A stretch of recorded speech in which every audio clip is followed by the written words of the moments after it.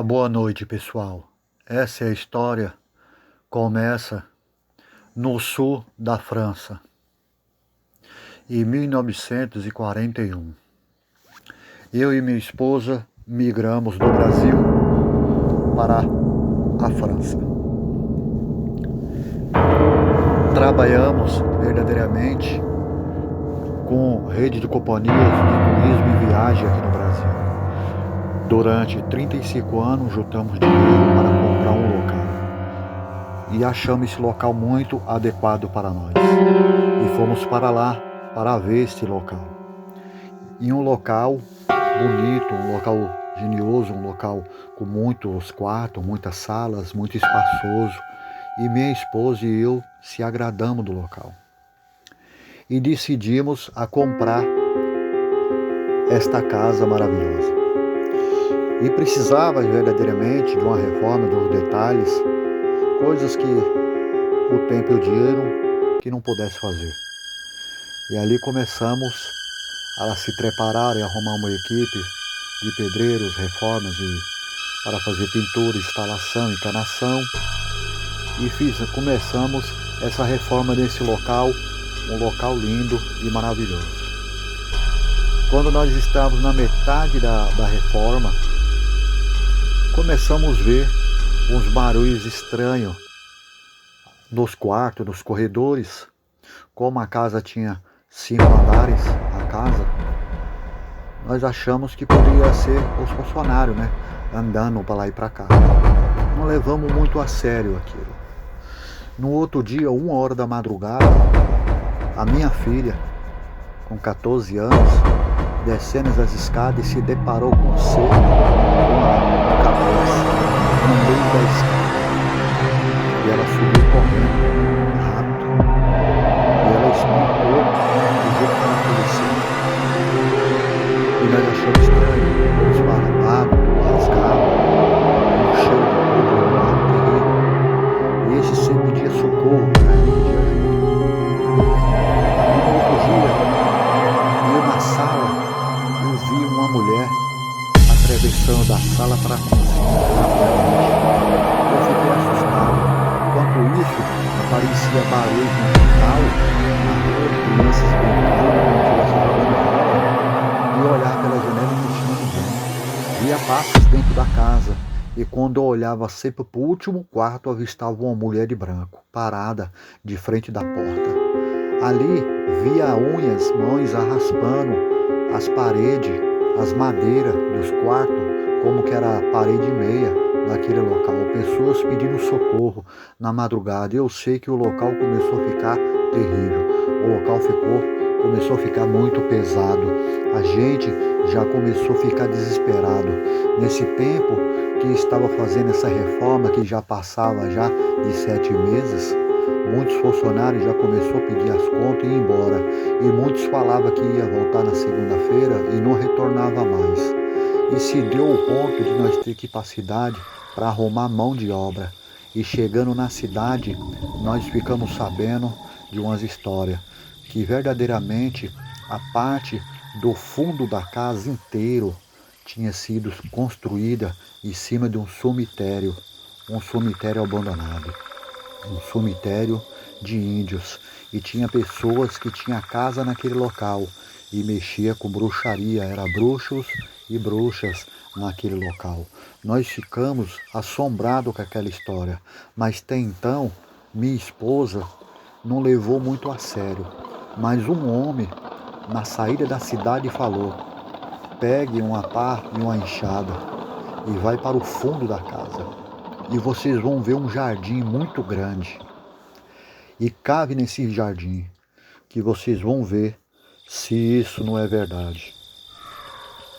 Aí eu e minha esposa pegamos a carroça com a minha filha e fomos embora para casa.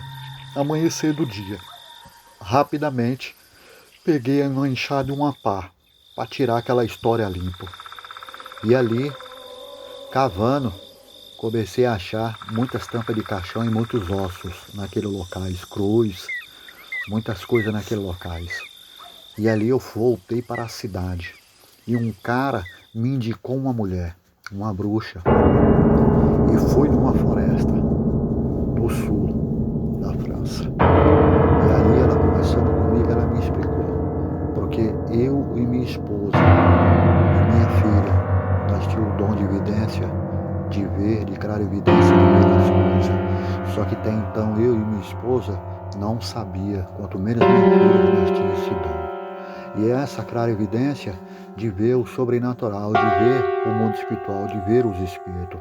E ela falou que quando eu retornasse para lá, para aquela casa, quando começasse aqueles espíritos pedir socorro, gritar, era para perguntar para eles o que eles queriam.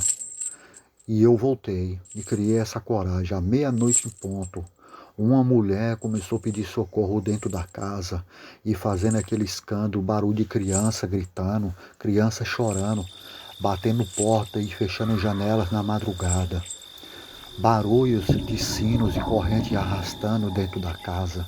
Quando avistei uma mulher de branco, e aí eu lembrei que aquela bruxa tinha falado. Fui e perguntei para eles o que eles queriam. E foi aí que apareceu algo que eu não queria ver. Apareceu um ser parado, uma caveira de frente a frente comigo, outro ser de capa, uma mulher de branco no canto da escada e a outra perto da janela.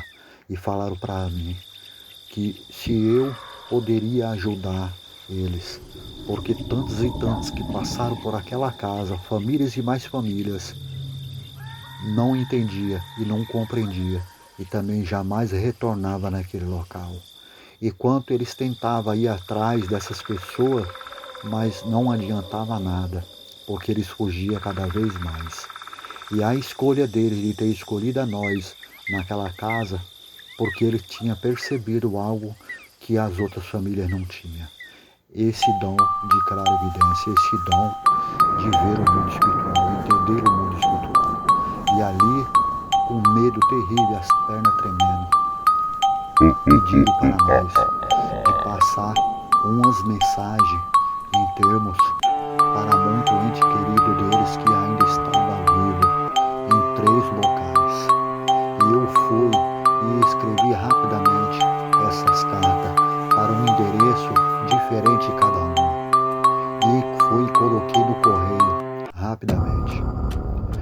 Ali, quando eu entreguei no correio essas cartas, fui rapidamente na igreja católica. E ali, adentrando dentro da igreja católica, assustado, abismado, que mesmo assim eu não estava acreditando, eu pensando que estava ficando louco, eu e minha esposa, conversamos com o padre nos acalmou e falou que ia nos ajudar. E ali passamos o endereço para ele. Quando ele soube, falamos do endereço para ele, ele deu aquele grito de espanto e olhou para nós e falou: lá naquele local, vocês são loucos de ter comprado aquele local, de preparar aquele local para vocês morar. 2 famílias naquele local. Vocês não sabiam que tinha acontecido naquele local? Eu olhei para ele e falei: padre, o que está acontecendo? Porque eu não sei do que aconteceu naquele local. E ele falou que naquele local, todas as famílias que moram naquele local, muitos parentes e entes queridos deles morreram dentro daquela casa. Aquela casa era mal assombrada, aquela casa era uma casa amaldiçoada. Muitas pessoas morreram enforcadas, se mataram, tiraram a própria vida esfaqueado. Muitas pessoas se jogou dentro do poço. Uma moça se matou na escada. E a casa era mal assombrada. E ali o padre propôs a nos ajudar. Retornando para casa para aguardar ele. Até então, à meia-noite em ponto. E ele veio. E veio ele e mais 2 padres. O padre teve coragem de entrar. Os padres ficou no segundo andar, com medo e assustado. Porque quando ele pegou aquele livro, que ele começou a ler aquele livro em aramaico, a casa começou toda a se balançar, portas e janelas batendo, barulho de bichos correndo, gritos de sussurro, gritos de socorro, fogos, barulho e fogos saindo pelos cantos da janela, pelos quartos, as cortinas pegando fogo, velas começaram a acender no cadestal sem ter ninguém acendendo, coisa fora do comum, sobrenatural. E ali nós espantados com aquilo, com aquela coisa terrível, vendo os espíritos passando no vão da escada e gritando, cada grito terrível que nos arrepiava dos pés à cabeça até o fundo da alma. E ali no final daquele negócio, nem o próprio padre, nem a Igreja Católica conseguiu tirar e quebrar aquela maldição. O próprio padre e os outros dois que estavam no segundo andar, quando eu olhei, não já estava mais. Ele já estava já no fundo da casa, correndo disparado, e nos deixou na grande realidade na mão. Então, pessoal, essa é a história, uma história real que veio para nós do sul da França. Falo para você que o mundo sobrenatural existe. E moral da história, não vai comprar nada que é aquilo que você não tem noção, ter verdadeiramente um conhecimento daquela área, daquele local, quem morou lá e o que aconteceu para você estar comprando algo. Não faça que nem nós, comprando algo e fomos obrigados a largar e deixar a casa de novo abandonada. Todo o dinheiro que foi investido lá nós perdemos, porque na grande realidade não apareceu ninguém que tinha coragem de comprar aquela casa, mas nem que se desse de graça para ninguém morar. As pessoas não tinham coragem, principalmente as pessoas do sul da França. Isso, muitos mandaram mensagem falando que isso era coisa para aventureiro, para as pessoas que tinham coragem de entrar lá e morar. E depois eu falo uma coisa para vocês: não brinque com o mundo sobrenatural, porque o mundo sobrenatural existe e não é brincadeira. Então, a todos vocês, não esqueça de nos seguir, não esqueça de dar o seu like, não esqueça de colocar lá as suas descrições para nós de que vocês acham dos vídeos, porque isso valoriza muito o nosso trabalho e nós dependemos de vocês, tá ok? Venha fazer parte dessa família e um abraço a todos vocês. Vamos para o segundo relato. A boa noite. Vocês não acreditam no sobrenatural. É bom que a gente pega vocês mais fácil. Sem esperar. A gente estamos observando e vendo tudo. Boa noite.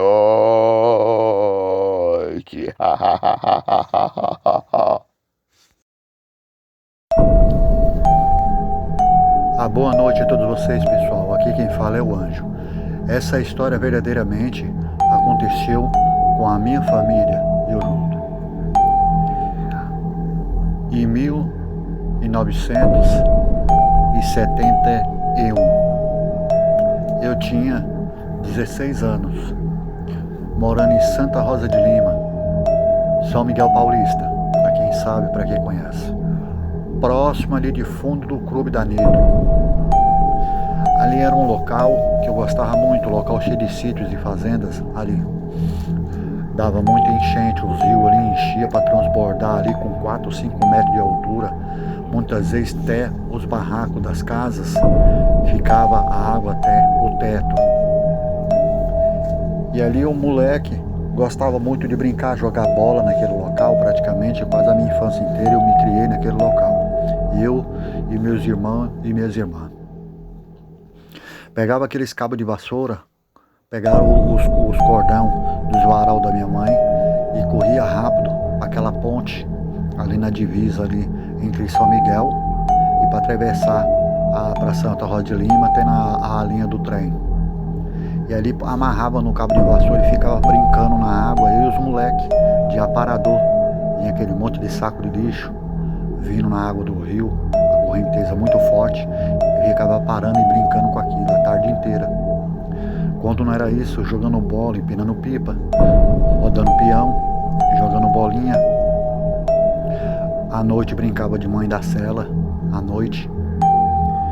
E na grande realidade, a gente brincava muito com a mula da sela, com as crianças, as meninas, porque naquela época não tinha esse negócio que tem hoje, entendeu? A gente sabia brincar, na grande realidade, era uma brincadeira maravilhosa. Eu empinar pipa, jogar bola, eu andar de bicicleta, brincar de polícia e ladrão, entendeu? Mãe da sela, e etc. E meu pai, mudando dali no local que nós estava, ele mudou para o sul da Santa Rosa de Lima, um local que tinha praticamente era 2 chácaras e uns 4 sítios por fundo, e nós morávamos no fundo desse local. Ali meu pai chegou a alugar o local, que era um barracão muito enorme, e mais ou menos deu para fazer mais ou menos uns 4 cômodos divididos de madeira. Não tinha água encanada e não tinha luz naquela época. O local era água de poço, para quem conhece. E ali eu me lembro até hoje que numa festa de São João, minha avó tinha vindo de Itaquera para ver minha mãe, que minha mãe tinha acabado de ganhar neném, cesárea, e ela veio para cuidar da minha mãe, ajudar em casa. Porque até então era a única pessoa que nós tinha ao nosso lado, uma pessoa maravilhosa que faz uma falta muito grande, minha avó, que nos ajudou muito, que Deus eu tenha ela num bom lugar. E ali às 2 horas da madrugada, nós naquela fogueira imensa, eu já tinha pegado o carrinho de mão, já tinha pegado muita lenha e já deixado no jeito. Ali meu pai assando batata, Gilmar assando milho. E eu comecei a olhar para o fundo do quintal naquela plantação enorme de macaxeira, para quem conhece macaxeira, muitos chamou de outro nome, mandioca. E era mandioca plantado junto com milho, muito milho. Chega, estava viçoso. Ia mais ou menos 1 légua de mandioca plantada. Uma terra fértil, uma terra preta, entendeu? Água potável. E na realidade você sabe que Deus sempre propôs sempre o melhor para todos, né? Nessa terra que Deus deixou. E aí nós procurava cultivar o solo com coisas naturais, tomate, plantava espinafre, plantava muitas coisas, abóbora, ali criava galinha, criava porco. E ali eu comecei a observar no fundo do quintal, a claridade da fogueira era alta, que clareava o fundão do quintal. E eu olhando no fundo do quintal, eu observei e vi um vulto muito grande, passou para o outro lado da cerca, como fosse sentido do chiqueiro dos porcos. E ali eu fui e chamei meu pai. Falei, pai, eu vi algo passando ali rápido pro lado do chiqueiro dos porcos. Meu pai falou, você tá vendo coisa? Eu falei, não, eu vi mesmo. Eu falei, mas que jeito que era? Eu falei, parecia uma pessoa em pé. E passou rápido pro outro lado. Eu falei, você tá vendo coisa? Deixa pra lá. E mais ou menos com meia hora, começou uns barulhos no chiqueiro dos porcos. E aquele barulho terrível. Meu pai pegou e ficou assustado com aquilo, que nunca tinha acontecido, entendeu? E a lua cheia, tava clareando tudo. Clareando mesmo, aquela claridade que nós nunca vimos. Você vê aquele esplendor da lua no céu. Você vê aquela majestade da luz do céu. Limpo o céu. E ali, como menos espera, meu pai deu uns gritos, jogou umas pedras no fundo do quintal para bater em cima do telhado dos porcos. Aquilo ali se acalmou. E quando foi beirando mais ou menos umas 2 e pouco da madrugada, quase chegando 3 horas da madrugada, começou aquele barulho de novo. E uns urros esquisitos, uns barulhos de bicho esquisito. Que tem então, o meu tio mesmo pensou que era onça. Mas meu pai falou, não tem onça por aqui. Não é onça. E quebrando, como se fosse quebrando madeira, estralando madeira no fundo do quintal. E estava mais ou menos uns 800 metros distante de onde que nós estávamos. Nós estávamos no alto, na ribanceira, e o barracão onde que ficavam os porcos e as galinhas ficava distante Dava para ver só o telhado, porque tem então as mandiocas, os milho e os pés de abacate, tampava tudo, não dava muito para ver. E ali meu tio, junto com meu pai e meu irmão mais velho, resolveram descer até o fundo do quintal para ver o que estava acontecendo. E meu tio foi até, se vocês se lembram, a Brasília, né? 74. Ele foi e pegou a arma. Meu pai foi ter o Fusca. Meu pai tinha um Fusca, um Fusca motor 1300L, todo originalzinho, que é chamado o tal do pé de galinha. Foi lá e pegou um facão. Meu pai nunca foi esse tipo de pessoa de ter maldade, essas coisas, arma, de fogo, esses negócios. Então se juntou com meu tio e meu irmão e desceram no fundo do quintal. Aí falou, ó, um vai pelo meio, um vai pela ponta de lá e o outro desce pela ponta de cá, porque se for, vai tentar correr pelo fundo e nós vai dar para ver. Porque meu pai, ele limpava o fundo junto com meus tios e meus primos. Então limpava as mandiocas por baixo, deixava 1,5 m limpo, sem ganha nenhuma. E os milho também. Os pés de banana, eles faziam a mesma coisa, para não dar bicho, para não dar cobra, essas coisas. Então ali, eles desceram, se adentraram no local. Quando eles se adentraram no local, o meu tio, eu escutei da parte de cima onde eu estava, ele deu uns 3 tiros para lá para dentro e deu aquele eco. E ele começou a gritar. Aí gritou e falou, Pedro, você viu, Pedro? O que era? Correu pro seu lado.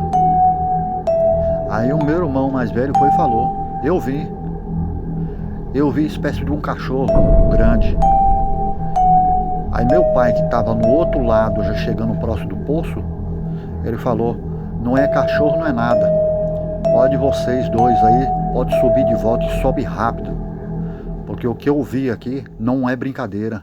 E aquilo começou a rosnar no fundo do quintal. Então rapidamente, o meu pai foi um dos primeiros a correr. Chegar correndo todo suado para cima, largou até o facão para trás. E chegou, atrás dele chegou meu tio e meu irmão, muito rápido. E ali meu pai foi rapidamente, já pegando minha avó, já pegando a minha irmã, já pegando meus irmãos pequenos e mandando nós entrar rápido para dentro do barraco. E eu não entendi o que estava acontecendo. E ali largou ali panela no fogo, largou as batatas no meio das brasas, largou ali umas carnes, largou uma panela que estava fazendo ali uma pipoca para nós ali, largou ali o quentão tudo no local. E nós teve que entrar rapidamente, desesperado, e puxando nós pelo pescoço e pelo braço, e nós teve que entrar, e nós entramos. E rapidamente ele fechou a porta ali, com os candeeiros tudo aceso dentro de casa, e mandou nós ficar em silêncio. E ele foi e contou no ouvido do meu tio o que era, e meu tio começou a se tremer. Aí ali meu tio começou a colocar bala no revólver, eu me lembro que era até um 38 que ele tava, canela seca. E ali ficou todo mundo em silêncio. E os 3 cachorros que tinha em casa, era a Bolinha, a Princesa e o Hulk, ficou dentro da casa junto conosco, dentro do barraco. E de repente esses cachorros com os orelhos em pé, esses cachorros começaram a farejar debaixo da porta, e esses cachorros começaram a se arrepiar todo, e os cachorros começaram a ruar, fazer uns barulhos esquisitos com os rabos entre as pernas, e começou a procurar local dentro de casa para se esconder, assustado, com medo. E nós não entendeu aquilo, nós começamos a ficar mais assustados ainda, porque cachorro fazer isso, nós nunca viu cachorro fazer isso, não? E ali nós em silêncio. Quando o menos espera, nós viu aquele passo pesado, porque o chão do terreiro todinho e o chão de dentro da casa era tudo de chão batido de barro. E nós viu aquele espaço pesado, chegando já próximo da fogueira e rosnando. Mas um rosnado que era igual a cachorro, mas um rosnado muito forte. E veio na direção da porta. Quando ele veio na direção da porta, dentro de casa subiu aquele cheiro terrível de coisa podre, como tivesse algum bicho podre dentro de casa. e aquela carniça subiu, aquele cheiro terrível. Até minha avó colocou a mão no nariz rápido, minha mãe também, entendeu? E meu pai foi e fez para elas. Fica em silêncio. Aí veio até a porta. Quando veio até a porta, começou a raspar, a zunhar as portas. E começou, quando menos espera, deu a primeira pancada na porta. Tinha em cima da porta, não sei se vocês sabem, o pessoal muito tempo antigo tinha um costume de colocar crucifixo em cima do batente da porta, tinha costume de colocar ferradura. E na porta tinha 3 ferraduras em cima do batente, o batente mais ou menos com 40 centímetros. Não sei se você lembra aquelas peroba rosa, madeira de primeira. As madeiras, as coisas que eram feitas antigamente, era tudo coisa de primeira, entendeu? De primeira qualidade. E ali deu a primeira pancada na porta. Só que acontece, a porta, além dela ter os seus trincos na porta, ela também tinha suas traves feitas de morão. Tinha 5 morão de trave. E na janela também, cada uma janela tinha 3 morão, tinha 2 janelas na casa, no barracão. Então ali deu a primeira, ele afastou, que dava para ver, ele se afastando pelo chiado lá dos quartos, e veio de uma vez e deu outra pancada de novo, que eu só sei que o barracão balançava inteiro. As telhas, aquelas telhas velhas de chapa, antigamente, as telhas chega zubia com o barulho. E nós pensávamos que aquilo ia derrubar o barracão. Porque o barracão já tinha mais de 15 anos, aquele barracão. Barracão velho. Geralmente aquela casa já precisava de uma reforma, mas como que meu pai não tinha uma certa condição para estar comprando madeira, essas coisas, porque naquela época era caro, e muitas vezes era troca de serviço, muitas vezes não era nem tanto dinheiro, era trocado o serviço por material, por mercadoria, era trocado, tipo assim, você precisava de água, você ia lá e trocava com mantimento, que nem meu pai plantava mandioca, essas coisas não estavam na época de colher nem a mandioca nem o milho. Os porcos ainda estavam pequenos, entendeu? Então o que acontece? Quando tivesse já no jeito de vez, aí dava para fazer a troca com madeira, com prego, arame, que nem tinha que fazer cerca, tinha que arrumar cerca. Então era tudo trocado com isso aí. Então o que acontece? Ali meu tio foi pro outro canto, numa fresta entre 2 taubas. Ele falou que ele avistou aquele ser negro dos olhos vermelhos, que nem brasa. E meu tio foi e atirou 3 vezes naquela fresta. E nós só viu aquele grito terrível, aquele urro terrível, até os cachorros dentro de casa, os 3 cachorros urravam também. E minha avó e minha mãe começou a chorar, começou a clamar e começaram ali a clamar por Virgem Maria. E começaram a pegar ali aqueles rosários. Você sabe que aquele povo antigo gostava de pegar aqueles rosários para começar a fazer as suas orações, e começaram a fazer as suas orações, as duas. Até então minha avó, descendente de italiano, a minha avó, uma italiana de mão cheia, uma cozinheira de mão cheia, de primeira qualidade, uma pessoa boa de coração, uma pessoa que tinha um amor muito grande pelos filhos e pelos netos, nos ajudou muito.